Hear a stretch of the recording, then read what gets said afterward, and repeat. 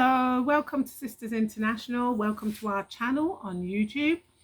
Please remember to like and subscribe to our videos, and then you will know when we're uploading a new video on YouTube. Now, we have to apologize to you guys. We love our subscribers and thank you all for subscribing, and we're getting there.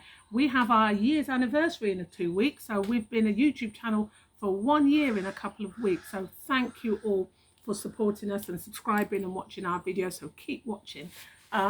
So Sisters International, my name is Binta V. And my name is Jeanette. And welcome, Jeanette.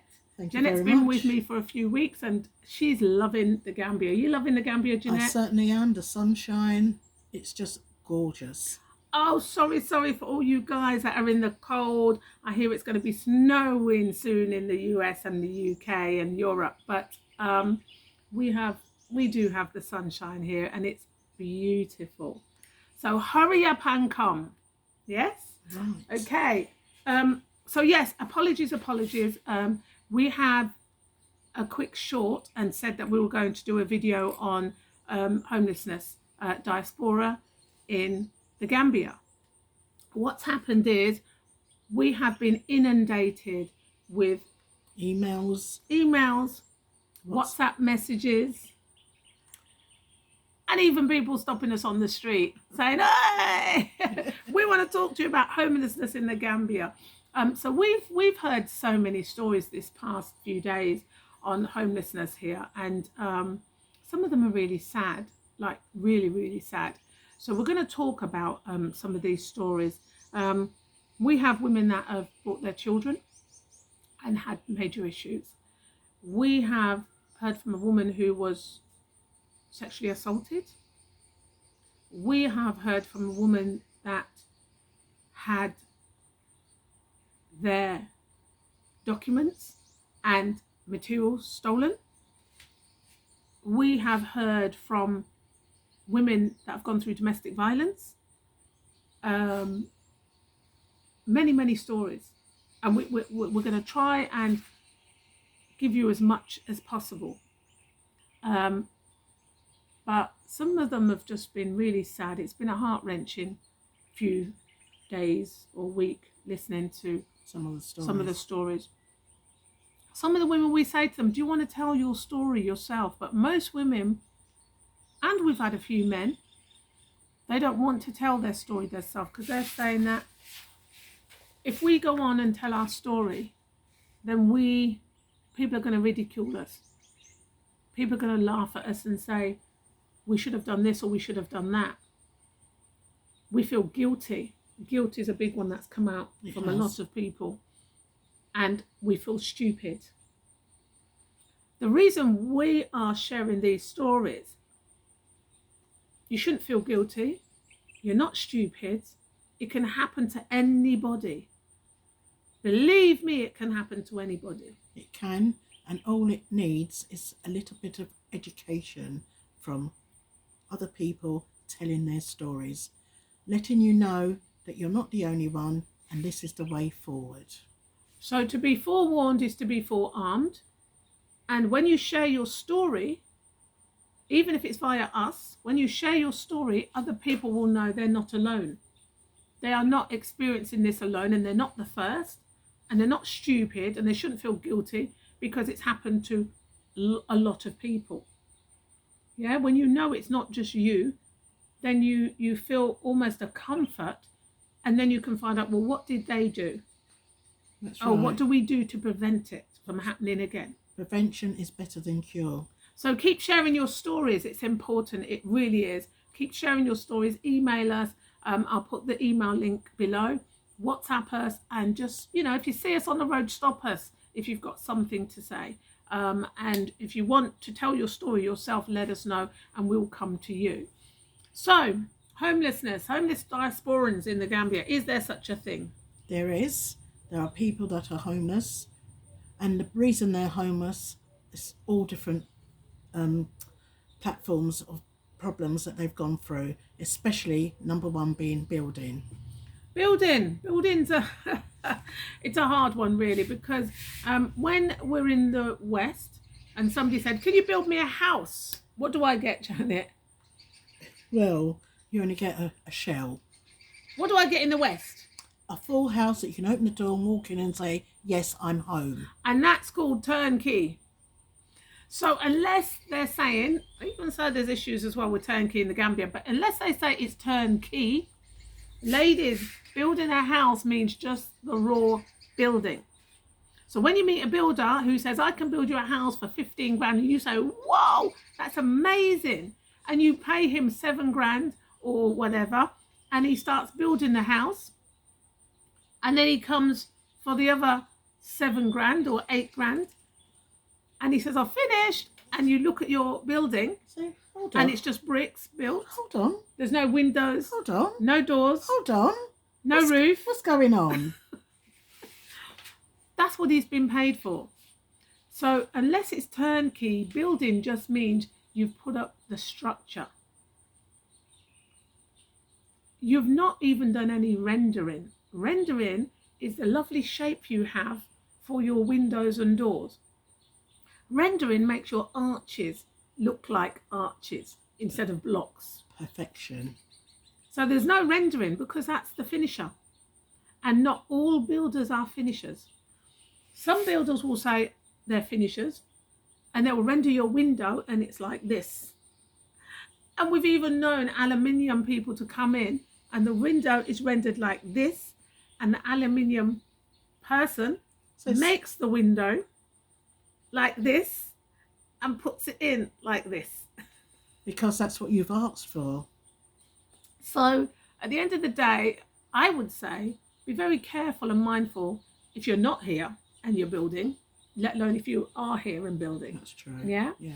So at the end of the day, building you can have your best laid plans and your budget to the hills. You can budget, everything's done on paper, everything's on the computer, everything is meticulously planned, and it doesn't mean anything.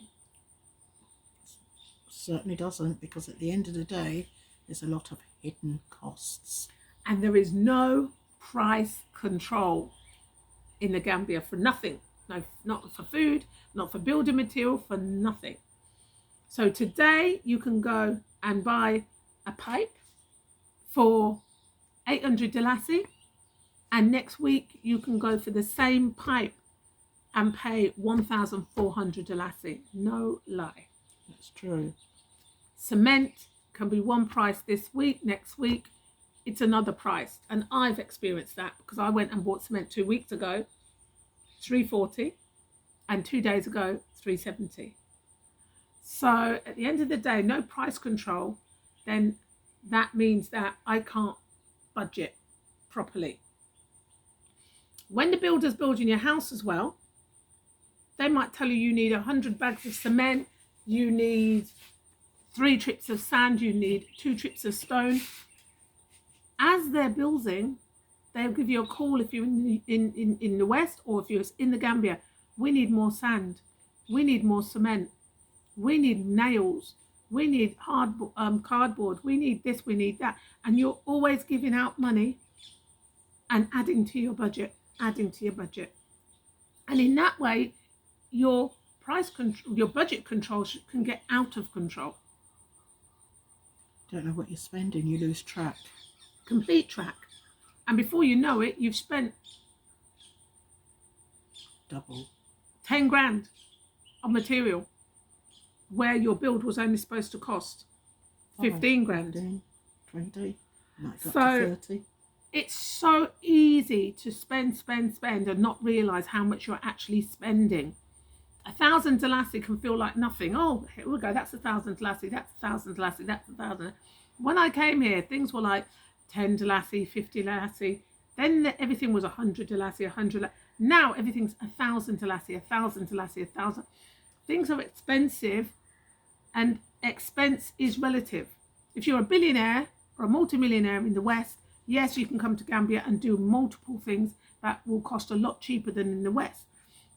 But if you've come here on a pension or you've come here, should I say, you've sold a house for 300,000 in the West, you come to the Gambia. If you're not careful, that can be gone, and you literally look around and think, well, what have I got for it? So you need to be very careful. So in terms of building, we have a woman that told us that she started building and it got so out of control, she paid to stay in a apartment for 6 months. The builder told her it's going to take 4 months to finish your build. It's only a 2-bedroom house. 4 months came and went. It hadn't finished, but she thought, okay, I already have a contingency of 6 months. 6 months came. Sometimes she couldn't even get hold of the builder. It was not far from complete. She ended up homeless. She ended up having to ring around people in the Gambia and ended up having to stay with one of the sisters at her home.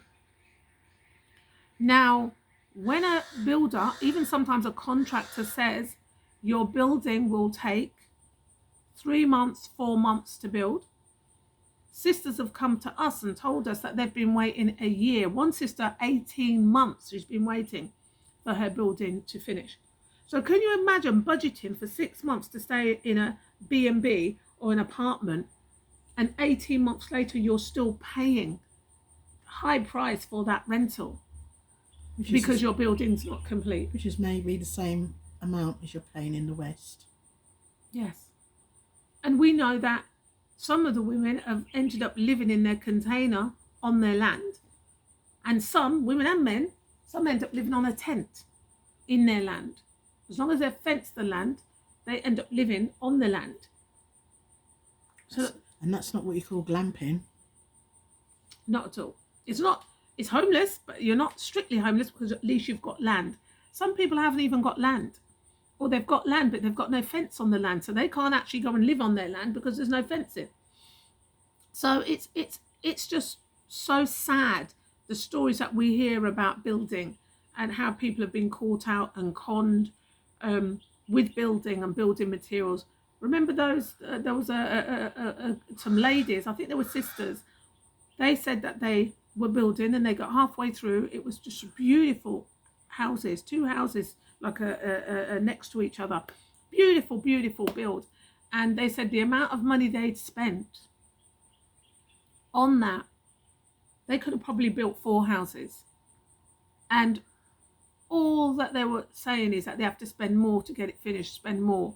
And do you know what they did? They went back to the West.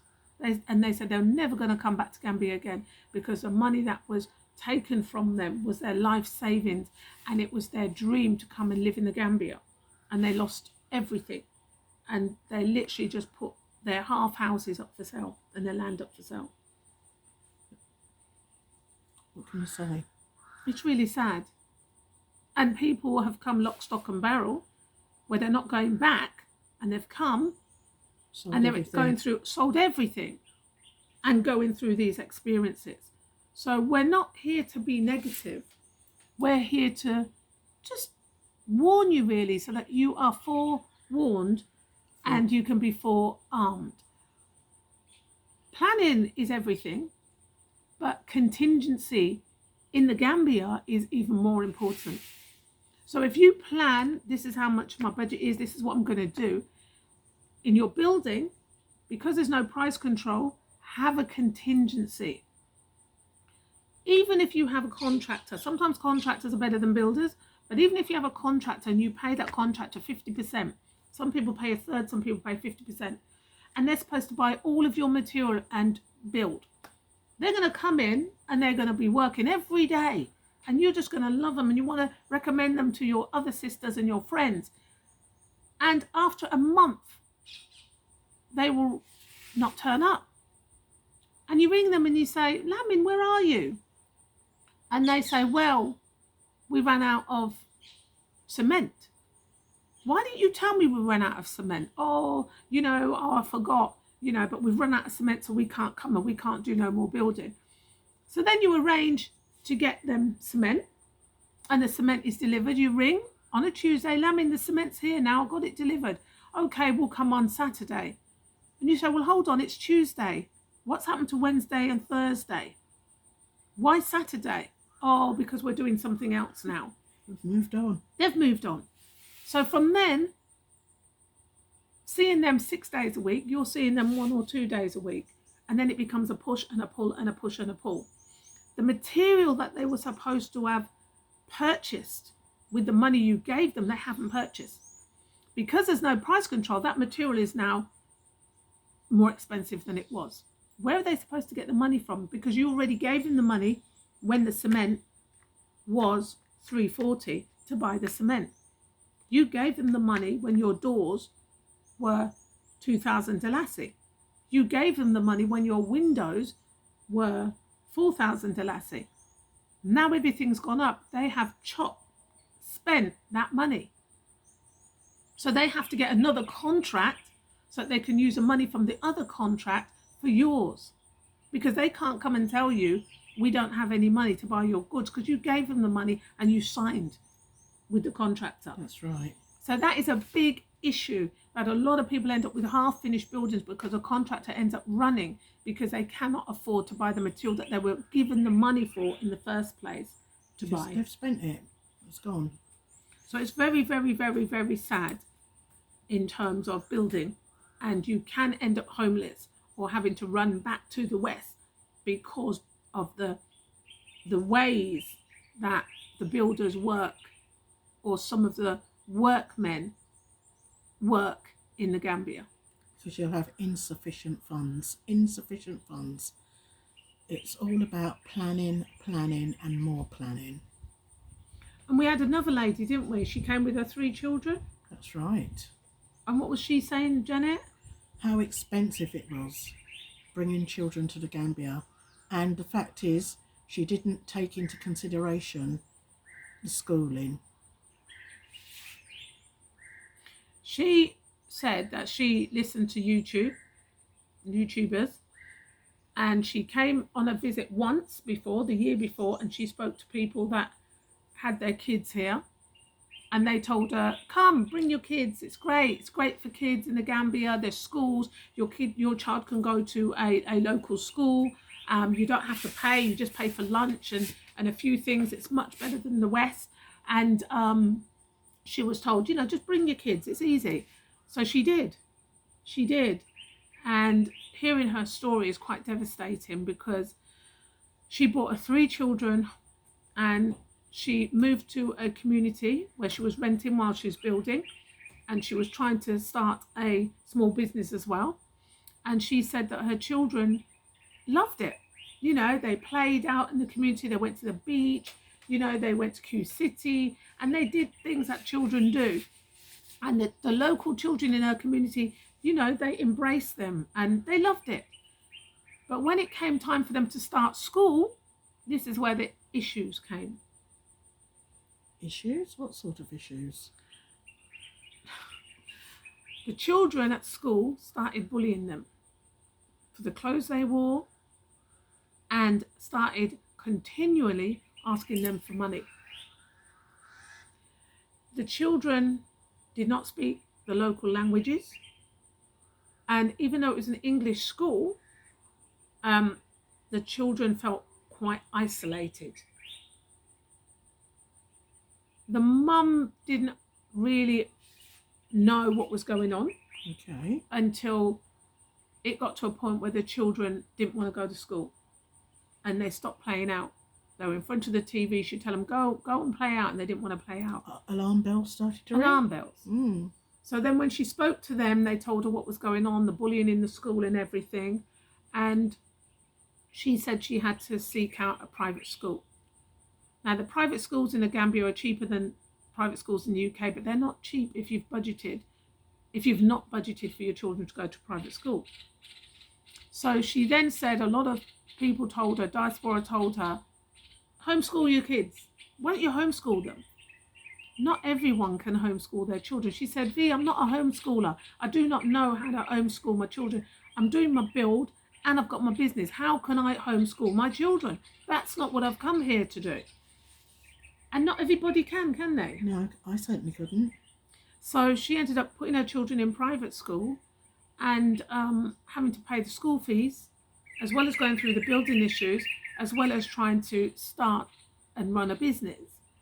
And she said if she'd have known what it was like for children, the reality, she would never have brought her children. She would have left them in the West and kept coming until she developed an infrastructure and had enough money then to privately school her children. So what we're saying is, if you have children here in the Gambia and other people ask you what it's like for your children to be here, be honest with them. Tell them the good and the bad. Tell them the highs and the lows, because it's very, very important to understand the whole picture when it comes to children. Some children are suffering from depression, and some children are in dire straits because you have taken them away from their families. They're going through a bereavement process.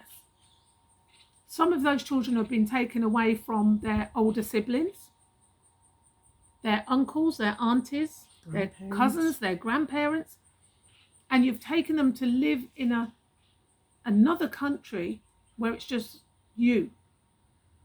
So the children with their mum, or the children with their mum and dad, that is quite grieving for them. And even though you can say, well, they can make new friends in the Gambia and they can be with each other and make friends, it's a massive transition. I'm not saying it shouldn't happen or it can't happen, but it's a transition over time. Not take, there you go, this is it. Yeah. You can lose your children. You can lose their mental health. It can have huge effects on children. So really be honest with people of how your children have integrated, how your children have transitioned, so that others can understand and create a system of how they integrate their children and how they bring their children to the Gambia. Yes. One of the most important things is support systems. You need support systems. If you've left all of that in the West, you know, all your family members and your friends, you have to have those support systems in the Gambia. And those support systems should be diaspora and Gambian support systems for your children. Yeah? Yeah. It's going to be so difficult to raise your children, especially young children in the Gambia, without support systems. When things are going crazy, you need to be able to ring somebody. V, can my kids come for the weekend? Or, you know, oh V, what can I do with the children? What are we going to do? Janet, you know, are your kids here? Let's meet together with our children. Yes, let's go and have some fun. Yeah. Yeah. And I'm going to be real with you now. It's only recently people have been bringing children to the Gambia. Before, the people that used to come to the Gambia were in their 50s and up. There wasn't a lot of younger people coming, and there was no real children coming. So it's relatively early days. So there are infrastructures being built for children. We have sisters that are doing art classes. We have sisters that are doing children's parties and children's events. Q City now has, you know, something for the children. It's all relatively early days. So there is something for children, but it's not a huge infrastructure as it's in the West. And I know it's coming. It's coming. Eventually. There are no real parks. There are no real playgrounds. The facilities are limited. So all we're saying is be real when you're mindful. And mindful. Be real when you're advising people, and be mindful when you're actually bringing those children. Bring them, yes, but know what you're bringing them to. Yeah, and those people that have brought their children here, be honest and let others know what it's like. To be homeless as an adult is one thing. To be homeless as an adult with your children, that's a different story. It's a different story. Your sister friend can have their doors wide open. Come stay with me. But with 3 children, after a while, that can break down. It certainly can.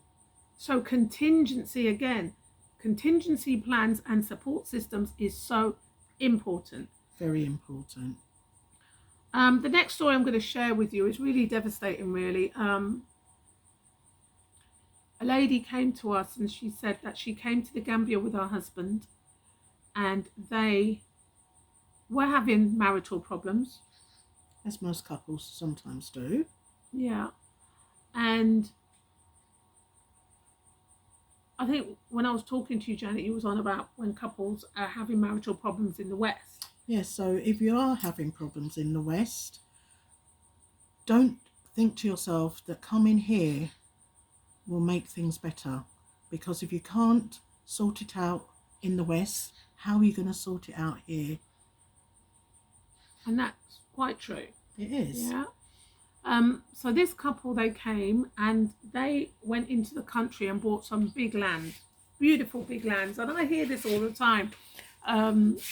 People come and say, oh, Binta V, I want a land, I want a big land, I want a huge land, and I want trees all around and everything, which is great because, you know, a lot of times in, say, for example, the UK, we don't have that. So to come to the Gambia and have big lands, it's great. Lovely. It's lovely. But be aware of where that land is. So you can have big lands in the middle of the country, in the middle of nowhere. Yeah, I want to live in the middle of nowhere. You know, I don't want neighbours. I want to be in a field by myself kind of thing. And then some people, they don't want to live in the middle of nowhere, but they buy land on an estate. And when they buy land on an estate, the estate managers say, yes, 50 people have bought land here or 30 people have bought land here. And everyone's going to start building soon. And this couple did that. They bought land on an estate. All these people are coming to build. And a year down the line, when they come now and they bring their container and they start building, nobody. Zero. Nobody started building. Nobody's built a wall. Nobody's moved there. So what happened was they moved and they built and they moved into their property. And they were having marital problems before they came, she told us, and they split.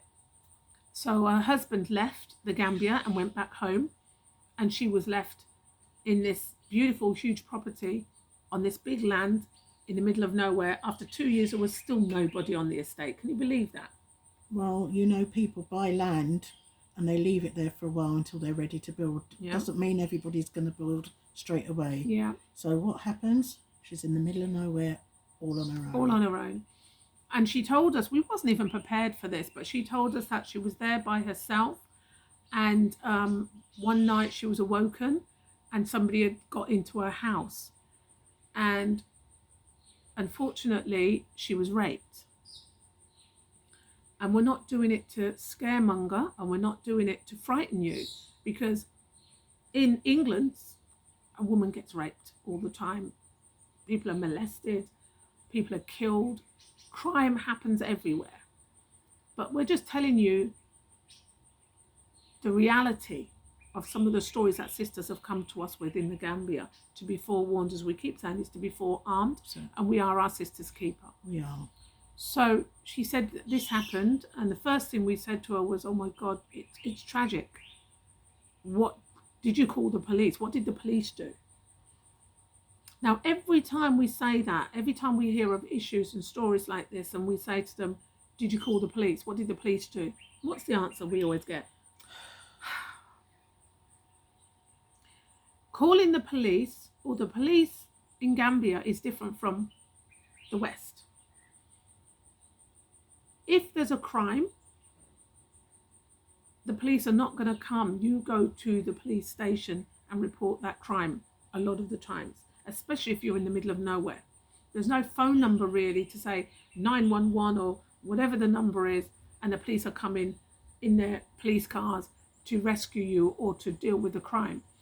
And sometimes even when you report a crime, you have to take the criminal to the police station as well.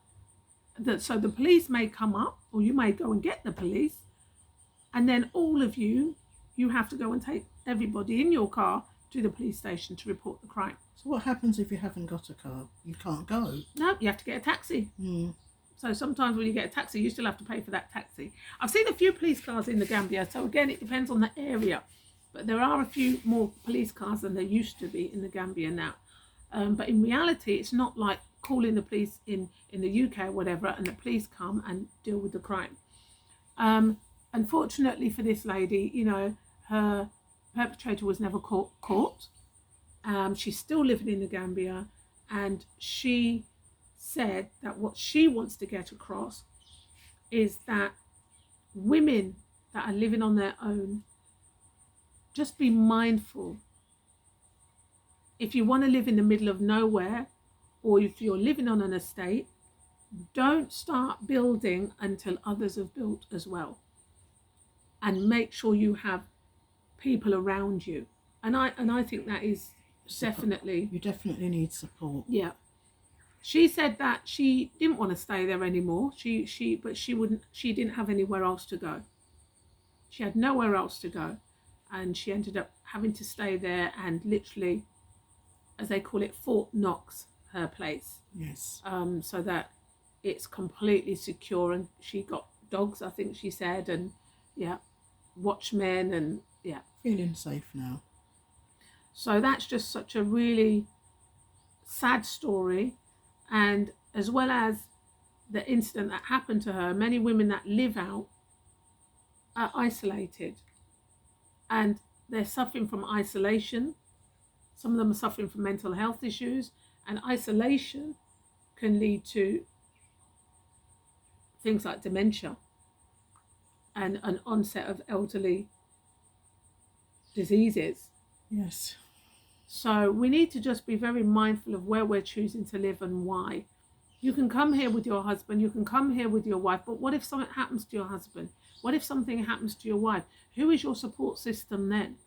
Who's your protector then and your provider? You have to have contingency plans. You do, because if you've got no provider, you then end up again homeless.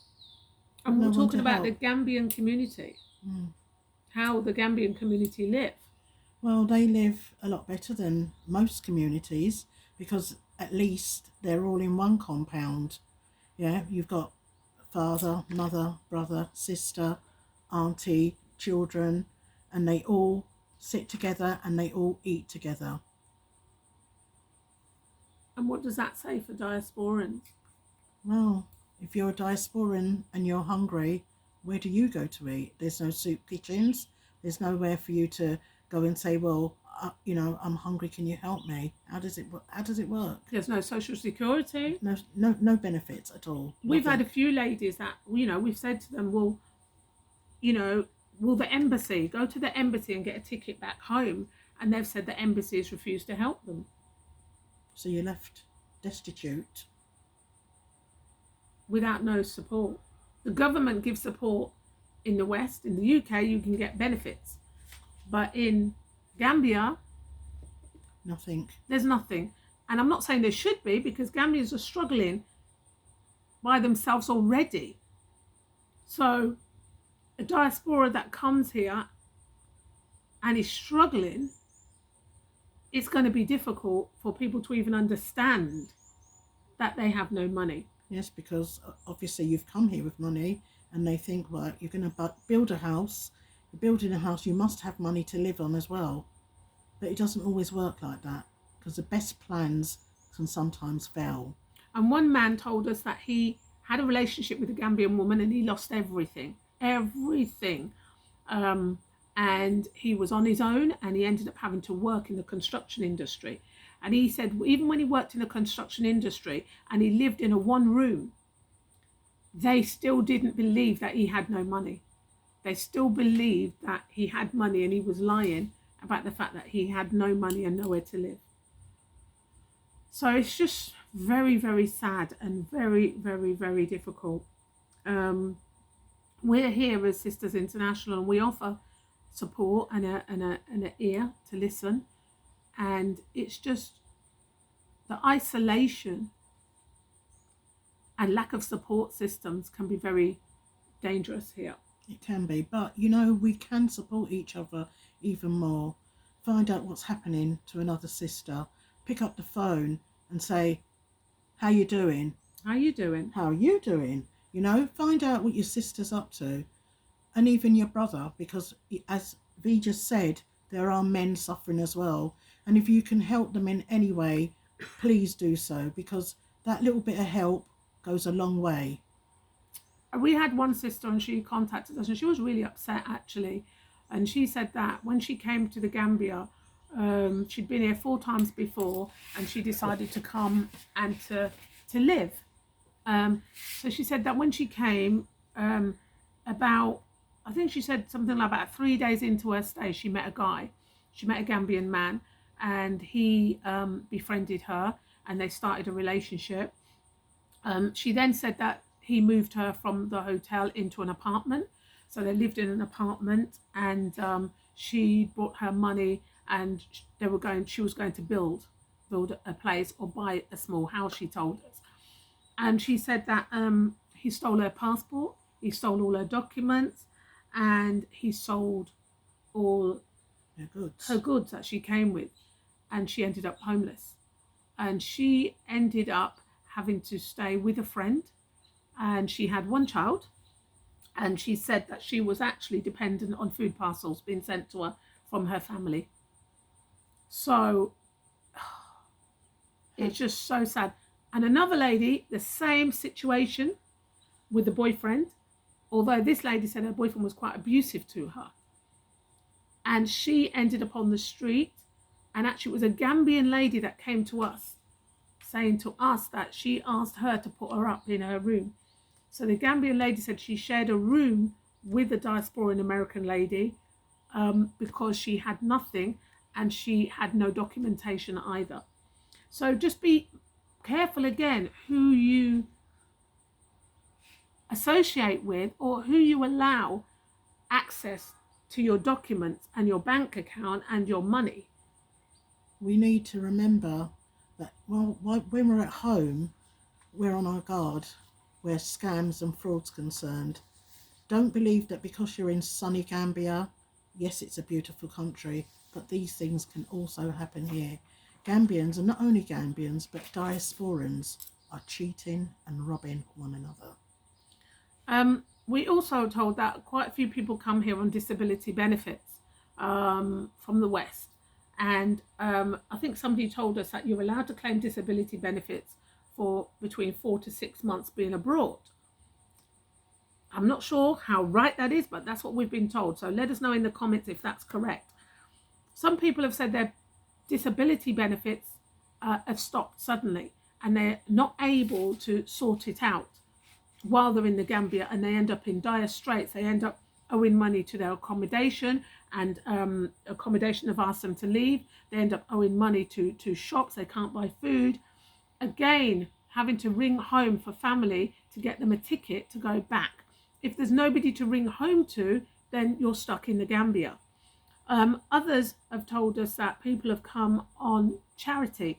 So they've come raising charity money on Cash App or other platforms, raising money, and their phones have broken, or the Cash App or something's happened, and they no longer are able to raise that money to live in the Gambia on the charity.